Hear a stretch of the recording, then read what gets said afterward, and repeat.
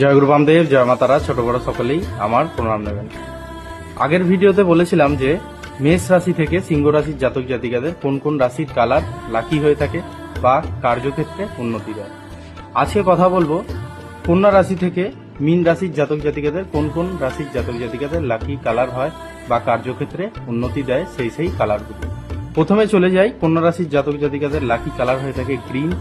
তারপরে চলে যাই তুলা রাশির জাতক জাতিকাদের লাকি কালার হয়ে থাকে হোয়াইট। তারপরে চলে যায় বৃশ্চিক মানে স্করপিও রাশির জাতক জাতিকাদের লাকি কালার হয়ে থাকে রেড। তারপরে চলে যাই ধনু রাশির লাকি কালার হয়ে থাকে ইয়েলো। তারপরে চলে যাই মকর রাশি ও কুম্ভ রাশির জাতক জাতিকাদের লাকি কালার হয়ে থাকে ব্লু। তারপরে চলে যাই মীন রাশির জাতক জাতিকাদের লাকি কালার হয়ে থাকে ইয়েলো। এই সব কালারগুলি ইউজ করতে পারলে জিনিসপত্রে যে রাশির জাতক জাতিকাদের বললাম ইউজ করতে পারলে জিনিসপত্রে বা জামা কাপড়ে, তাহলে লাক অনেক